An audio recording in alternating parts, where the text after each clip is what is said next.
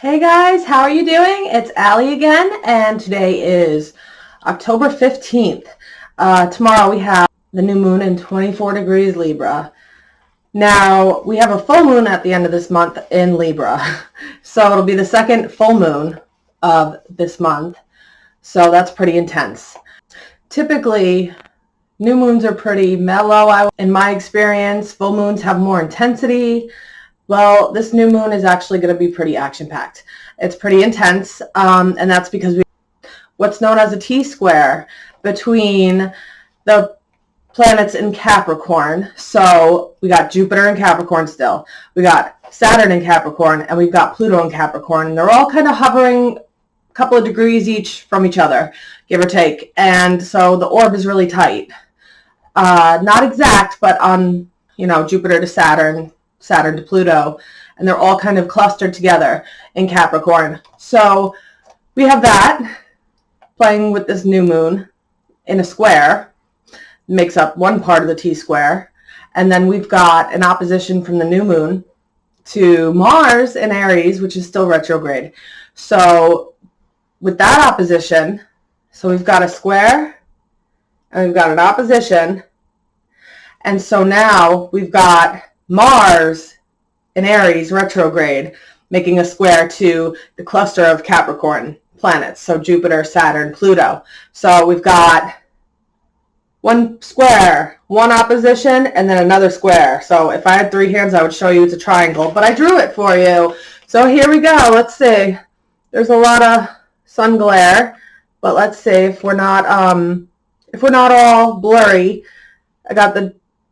I'm trying to see, I'm backwards here on my camera, guys. Bear with me. We got the Capricorn planets, Jupiter, Saturn, Pluto at the top here, making two diagonal squares. Sorry, bear with me, guys. One to Mars and one to the new moon in Libra, and then the opposition from the new moon to Mars. I'm backwards on my camera, so bear with me. But yeah, I tried to draw it for you guys. The degrees, the exact degrees. Jupiter is 19 degrees Capricorn. Saturn actually is 25 degrees Capricorn, and Pluto is 22 degrees. So yeah, we got Jupiter, Pluto, which are about almost 3 degrees apart.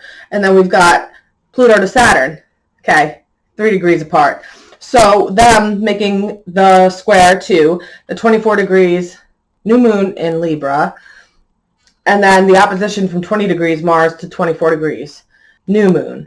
And then we've got the 20 degree Mars retrograde making a square to Saturn Pluto cluster.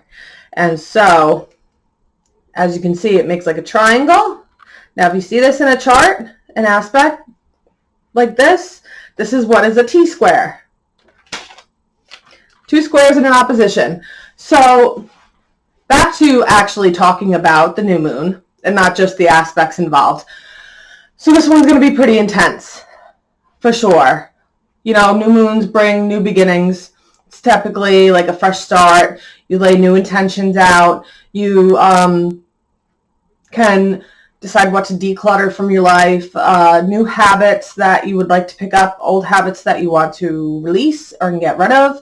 So on top of that, we've got all these planets in Capricorn making a square to the new moon in Libra. Libra itself is a sign that's ruled by Venus, and Venus deals with relationships. So this is a very action-packed new moon dealing with relationships, dealing with changes we may need to make to relationships, changes we need to make within ourselves to better our relationships.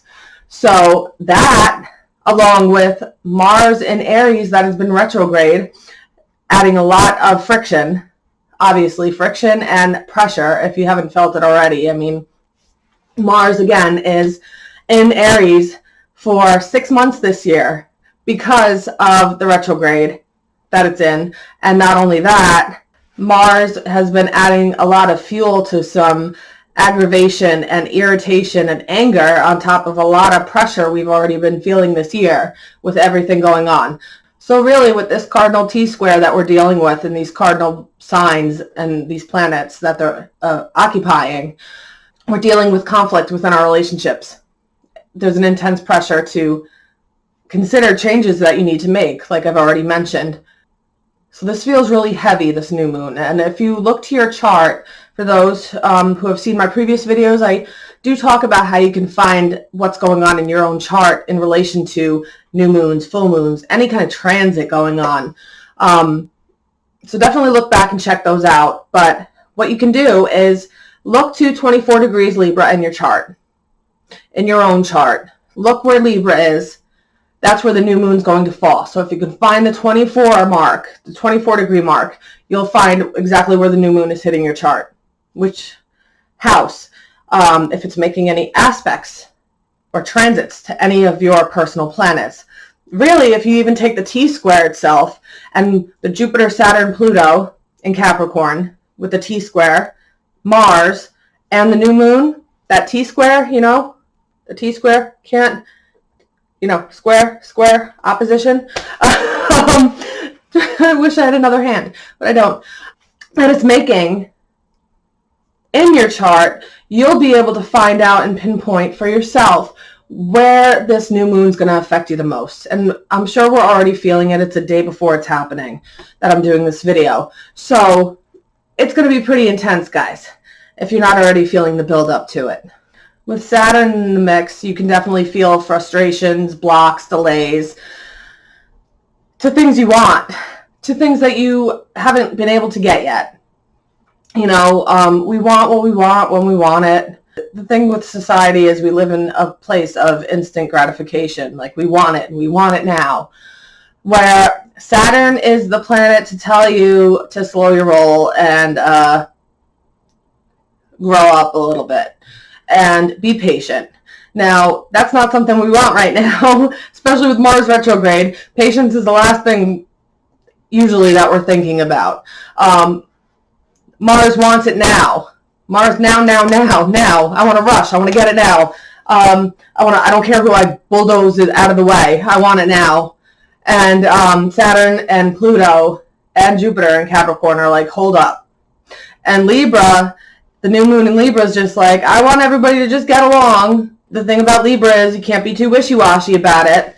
With Pluto, there's this always a need for control. And with Pluto squaring Mars, and we've recently experienced the exact square, and with Pluto squaring Mars, that's power play for sure, dealing with control issues. We just recently had Mars square Pluto exact, and that deals with great control issues, needing to feel control in your life, control over something, control over yourself or others. So again, we revisit this fear and need for control because it's out of fear. You have to harbor this new moon if you feel inclined. I suggest revisiting areas of your life, if you can. Really think about it, where you have control issues. Where do you feel like you need to be in control? How is that detrimental to your life? Think about it for sure. There's clues in your own chart to this. So this new moon is about being patient and moving when the time comes. There's decisions to make, obviously, in regards to relationships, to ourselves, to others, everywhere in between. But patience is key, and discerning when to make the right move is key. And that's hard with Mars in the mix, on top of all this other shit we got with this T-square contending with us. But it's not impossible, guys. It's not impossible. Growth is possible. We're not entirely blockaded by Saturn or the whole mix of the T-square. You know, it may feel daunting. It may feel like it's the end of the world at times. Like most of 2020 has been for a lot of us. But hey, we're still here. One thing I wanted to talk to you guys about in regard to the new moon is one last thing. Besides the T-square, the new moon is in a trine with the North Node in Sagittarius. Now, the North Node, we know, is a destiny point. And so my advice as far as the trine to the North Node is, despite feeling anger, from Mars, and frustration and blocks from Saturn, and this fear and need for control with Pluto and Jupiter. The thing we can do is use these to our advantage. You can take anger, because anger itself is not such a bad thing. No emotion is right or wrong. No feeling is right or wrong. Feelings just are. And if you're feeling intense anger, if a lot of fears are cropping up, you can use these to motivate you. You can use your anger and frustration for good intentions, believe it or not. You can use that anger to light a fire under your ass and do good with it. You know, you can use that fuel to step into your power. And as long as you don't harm yourself or others in the process of using that anger for good, which sounds kind of counterproductive, I know, because we hear that anger is not a good thing. And, you know, we're taught that anger is bad. Anger's bad. Don't get angry. Oh my gosh, they're angry. Bad, warning. No. Feelings are not right or wrong. Anger is not right or wrong. It just is. And as long as you're not harming anybody or yourself in using that anger and that fire lit under your ass to get shit done, to not only get shit done, to do the right thing for yourself, by others, then that's all that matters. So with that, I am going to say goodbye for now. And guys, please feel free to subscribe. Please share, like this video if you really liked it. Please share. Please tell your friends. And also, I'm always available for readings. I have my website at realitycheckastro.wordpress.com.